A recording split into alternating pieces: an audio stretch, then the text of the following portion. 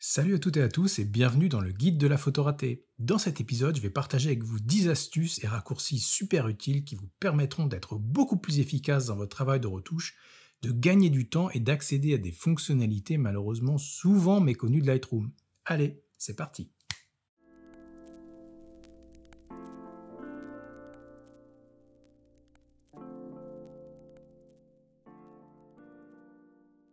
Une des premières choses à faire après avoir importé des photos dans votre catalogue, c'est de procéder à une sélection et notation de vos photos. Lightroom propose de très nombreux modes pour noter vos photos, des étoiles, des notes, des couleurs, mais le mode le plus simple, direct et efficace consiste tout simplement à flaguer les photos à conserver et celles à rejeter. C'est binaire, c'est simple et efficace. Et pour ça, on va tout simplement appuyer sur P lorsqu'on visualise une photo que l'on souhaite conserver et appuyer sur X en visualisant une photo que l'on souhaite rejeter.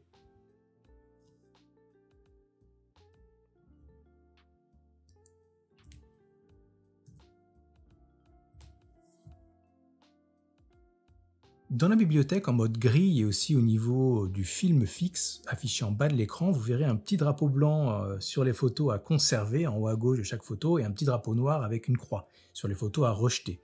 Qui apparaissent également, ces photos à rejeter apparaissent également grisées.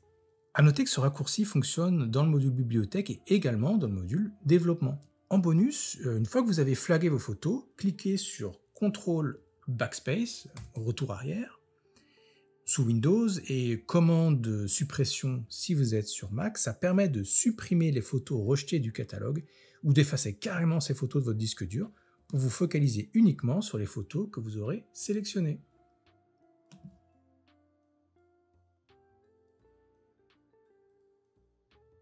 Si vous êtes comme moi, vous posez sans doute souvent la question de savoir si telle ou telle image rendrait bien en noir et blanc. En cliquant sur V lorsque vous visualisez une image dans la bibliothèque, vous allez pouvoir directement vous faire une idée. En rappuyant une deuxième fois sur V, je reviens à mon image couleur d'origine. Vraiment pratique de pouvoir décider même avant de débuter les ajustements dans le module développement, si vous souhaitez vous orienter sur le noir et blanc plutôt que la couleur, voire pourquoi pas les deux, en faisant par exemple une copie virtuelle de la photo pour gérer les deux versions, une couleur et une noir et blanc.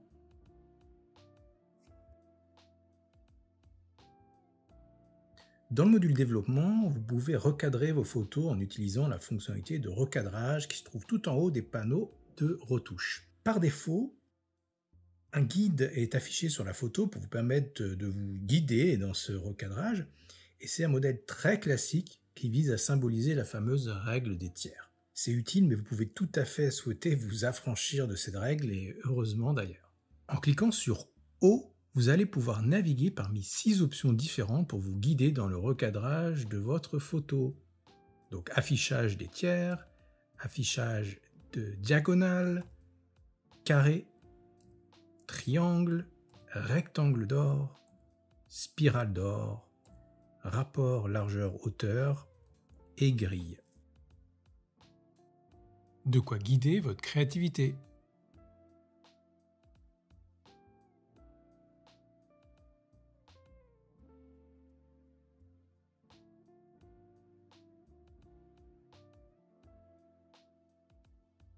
Dans le module développement, en visualisant une photo, une information extrêmement utile pour vous guider dans vos éventuelles retouches, c'est de pouvoir identifier si certaines zones de votre image sont en dehors du spectre correct des tonalités, en gros si l'image a des zones extrêmes où on n'a plus aucun détail.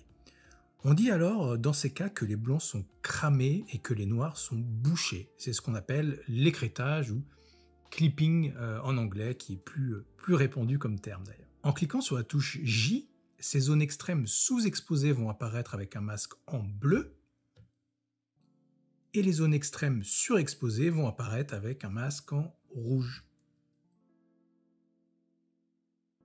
Si l'image comporte de très larges zones cramées qui vont apparaître en rouge, donc, ou bouchées qui vont apparaître en bleu, ça peut être une indication que ma prise de vue est complètement ratée et que je ne vais même pas chercher à essayer de la sauver. Par contre, à la marge, ça va me permettre par exemple de jouer sur les réglages des hautes lumières et des ombres de ma photo, ou de faire des retouches localisées sur ces zones pour tenter de réanimer ces zones mortes et de retrouver ne serait-ce qu'un tout petit peu de détails. Par exemple, ici, en débouchant les ombres.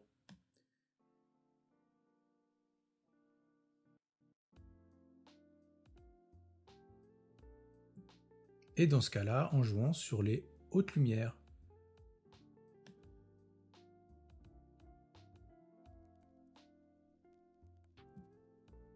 Et en passant, il faut savoir que ça fonctionnera mieux sur un format RAW que sur un format JPEG. Comme le format RAW conserve beaucoup plus d'informations et de détails de tonalité que le format compressé JPEG. Donc vous aurez plus de chances de pouvoir récupérer des zones un peu cramées ou bouchées sur une photo en RAW qu'en JPEG. Donc si vous n'avez pas encore pris le réflexe de shooter en RAW, n'attendez plus. Alors oui, je sais, reset des sliders d'ajustement, ça fait très franglish, alors on va plutôt dire réinitialisation des curseurs d'ajustement. Lorsqu'on apporte des retouches à une photo, souvent on expérimente, on dose nos ajustements avant d'obtenir le rendu souhaité. Mais on peut être amené dans ce processus à souhaiter réinitialiser un ou plusieurs réglages pour repartir à zéro. Et plutôt que d'aller galérer à aller repositionner un curseur sur la valeur 0, alors on peut taper la valeur 0,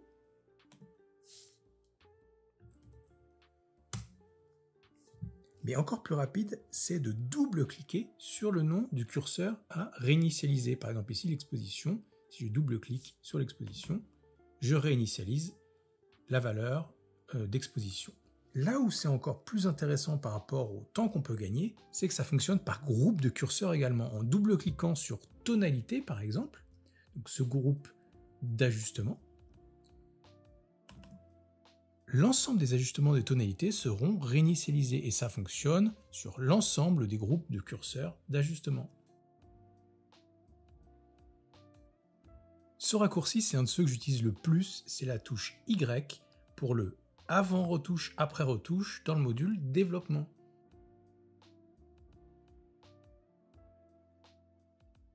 Un deuxième clic sur la touche Y vous ramène à la photo dans sa version en cours d'ajustement.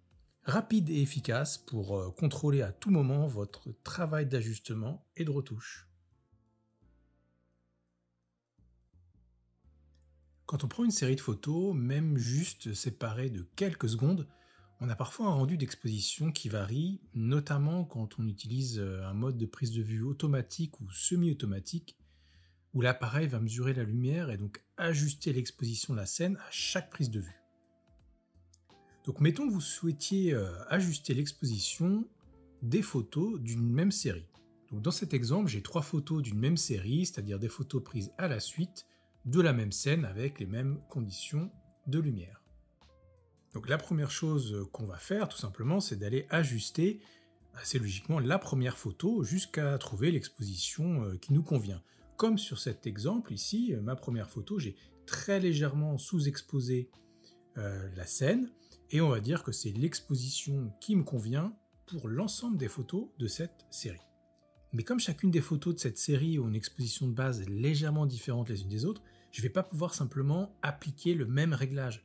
Il va falloir passer par chaque photo pour ajuster précisément l'exposition, pour tenter d'obtenir un rendu de base uniforme, ce qui peut se révéler complexe et assez chronophage. Alors évidemment, dans mon exemple, j'ai que 3 photos, mais imaginez si vous avez une série de photos beaucoup plus importante, ce sera effectivement une autre affaire. Heureusement, Lightroom a une fonctionnalité de reproduction de l'exposition. Alors la première chose à faire d'abord, c'est d'aller sélectionner l'ensemble des photos pour lesquelles vous souhaitez une reproduction de l'exposition à l'identique. Donc je vais aller sélectionner l'ensemble des photos de ma série. Donc pour faire ça, par exemple au niveau du film fixe là en bas de l'écran, je vais aller tout simplement sélectionner ma première photo de référence et avec ma touche Shift enfoncée, je vais aller sélectionner la dernière. Donc j'ai mes 3 photos sélectionnées et depuis ma photo de référence, qui est ma photo que je visualise actuellement à l'écran sur laquelle j'ai corrigé l'exposition, qui contient l'exposition de référence que je souhaite, je vais aller cliquer sur Paramètres, reproduire toutes les expositions.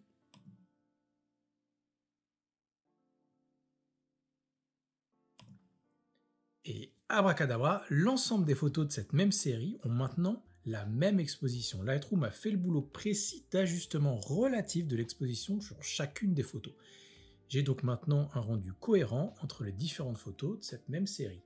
On va regarder ça rapidement de plus près. Si je prends la deuxième et je passe en mode avant-après, j'avais clairement une scène moins exposée que ma photo de référence. Donc là, l'exposition a été relevée. Et sur la troisième photo, c'était l'inverse. J'avais une scène surexposée, on va dire plus exposée que ma photo de référence. Et là, l'ajustement a été fait de sous-exposer avec la valeur qui va bien pour avoir un rendu cohérent entre ces trois photos.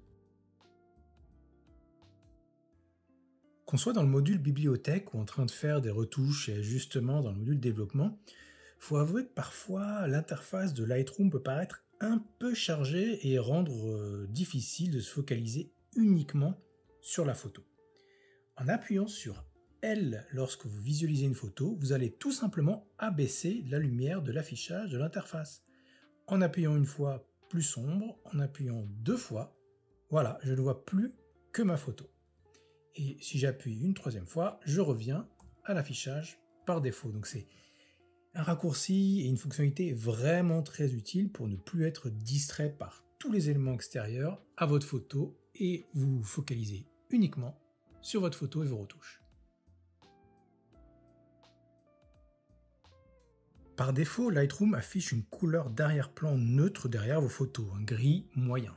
Mais par préférence personnelle ou selon la photo et ses tonalités, ça peut être intéressant de changer cette couleur. Par exemple, dans des photos de nuit, avoir un fond noir permet de s'assurer que les zones noires sont bien noires, ou si je suis en train de régler par exemple la balance des blancs et que je veux comparer une zone censée être blanche de ma photo avec un fond blanc, pourquoi pas.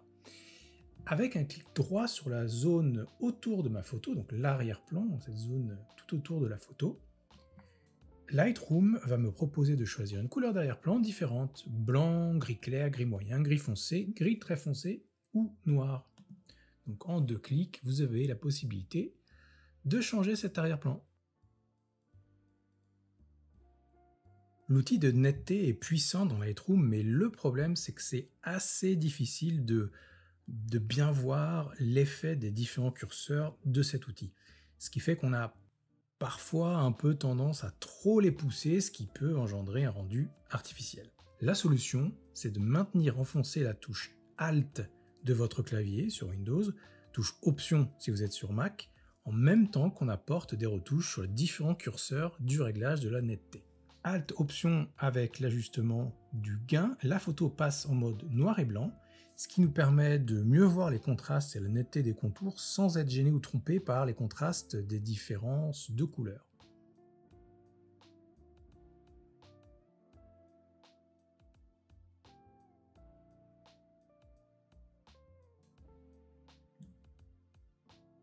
Alors, Alt Option sur le réglage du rayon et du détail, seuls les contours touchés par l'outil netteté vont être représentés et plus ou moins foncés selon l'intensité du réglage.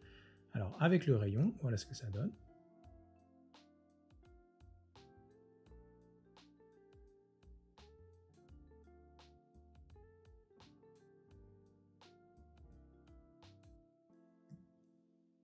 Et sur le détail de la même façon.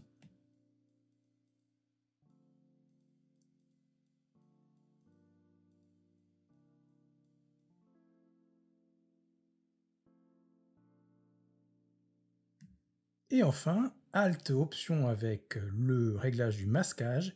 C'est clairement là où le réglage avec cette touche Alt est la plus utile. Si le masquage est à 0, vous verrez une image toute blanche.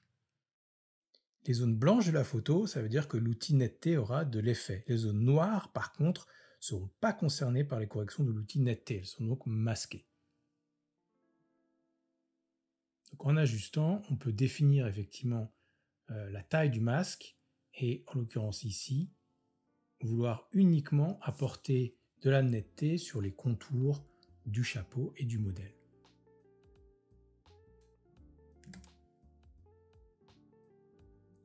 Comme vous vous en doutez, il y a des dizaines et dizaines d'autres raccourcis et astuces de Lightroom à découvrir, mais je vous en ai présenté 10 qui me semblent pertinents en espérant que ça puisse vous aider et vous faire gagner du temps.